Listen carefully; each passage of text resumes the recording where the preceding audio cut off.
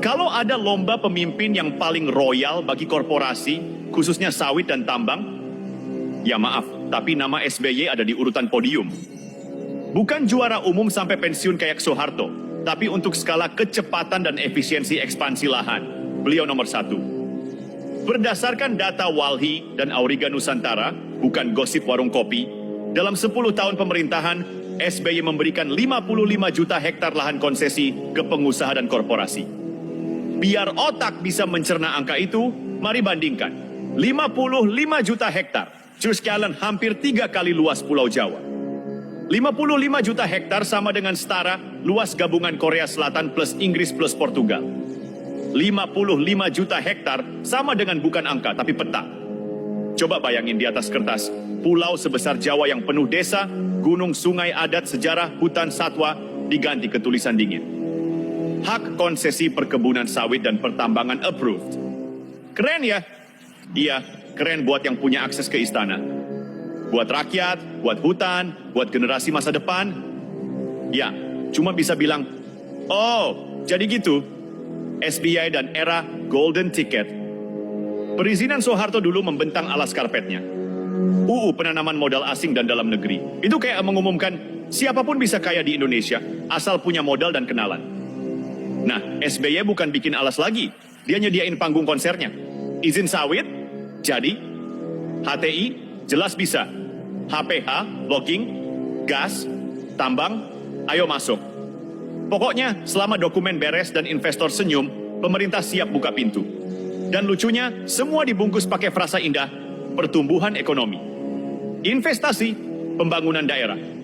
Kesejahteraan rakyat, bunyi slogan, merakyat, tapi arah uang, elitis. SBY versus Prestir. Perusahaan sawit, siapa lebih bahagia? Kalau kita potret suasana boardroom perusahaan sawit pada 2010-an, mungkin dialognya begini. Direktur, Pak, izin lahan kita keluar lagi, 200.000 hektar. Pemegang saham, SBY Best President Ever. Sementara di kampung yang tanahnya kena proyek. Warga, Pak, tanah kami kok tiba-tiba bukan milik kami. Satpam perusahaan, surat siapa yang lebih kuat, kamu atau korporasi, lalu negara, diam, atau pura-pura sibuk, karena di banyak kasus negara bukan pelindung rakyat, tapi notaris tanah untuk korporasi. Bandingkan dengan presiden lain, biar gambarannya jelas. Soeharto, 79 juta hektar, tapi 32 tahun. Kayak maraton pelan tapi panjang. SBY, 55 juta hektar, cuma 10 tahun. Ini bukan maraton, ini sprint. Habibie, Gus Dur, Megawati. Masa jabatan singkat, jadi tanah yang dilepas, nggak sebanyak itu. Tapi jangan lupa, Megawati buka kembali Indorayon, Toba Pulp Lestari, dan bikin aturan yang memungkinkan penambangan di hutan lindung. Itu kayak bilang, hutan lindung tetap lindung, kecuali ada perusahaan butuh. Jokowi, janji reforma agraria buat rakyat 5 juta hektar. Realisasi cuma 2 juta hektar. Tapi izin lahan untuk korporasi, 8 juta hektar sudah jalan. Jadi mau kita akui atau tidak, sejak Orde Baru sampai reformasi, Indonesia punya pola. Korporasi dulu, rakyat nanti. Kalau sempat. Sawit. Dari komoditas ke ideologi. Lalu muncullah istilah emas hijau. Cocok sih, karena warnanya hijau, tapi efeknya ke lingkungan hitam. Menguntungkan segelintir orang, tapi dampaknya luas. Dijual dengan narasi nasionalisme, tapi sahamnya banyak asing. Ekspansi sawit itu kayak hubungan toksik. Dia bilang cinta, tapi yang dirasakan cuma luka. Karena gini, walaupun sawit menyumbang puluhan miliar dolar, menciptakan lapangan kerja, dan menggerakkan ekonomi nasional, ada tabungan dosa yang enggak mungkin dihapus, cuma pakai laporan tahunan atau slogan sawit berkelanjutan. Sawit memang menggerakkan ekonomi. Bikin ekspor besar, menciptakan lapangan kerja, menopang APBN, tapi jangan lupa sisi gelapnya.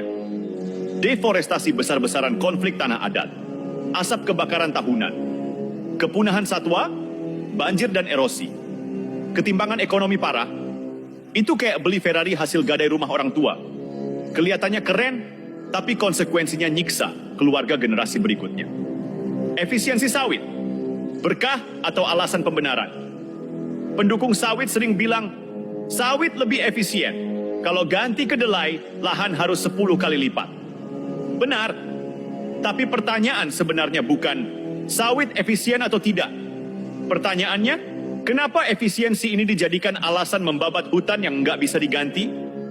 Hutan itu bukan cuma kumpulan pohon. Hutan itu arsip genetik bumi, rumah satwa, penyeimbang iklim, spons air alami, dan benteng terakhir hidup manusia dari bencana ekologis. Sementara kebun sawit, ayo jujur, itu pabrik minyak di ruang terbuka.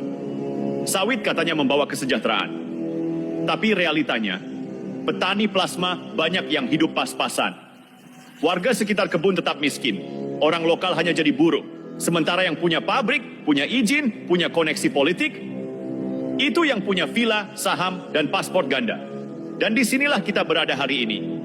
Indonesia bangga jadi produsen sawit nomor 1 di dunia, tapi juga salah satu negara dengan deforestasi tercepat, penyumbang emisi karbon raksasa, dan habitat megafauna yang makin punah. Sawit menghasilkan profit, tapi hutan menyimpan masa depan. Dan kita sudah menukar hutan demi ambisi segelintir orang. Sawit memperluas, hutan menyusut, dan konflik pun meledak. Perlu kita catat, setiap hektar sawit yang tumbuh biasanya ada hutan, kampung, atau tanah adat yang lebih dulu jatuh. Jarang sekali sawit tumbuh di lahan kosong.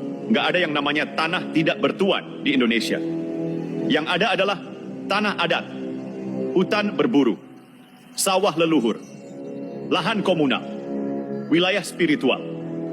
Tapi di atas meja birokrasi, semua itu berubah menjadi satu istilah aja.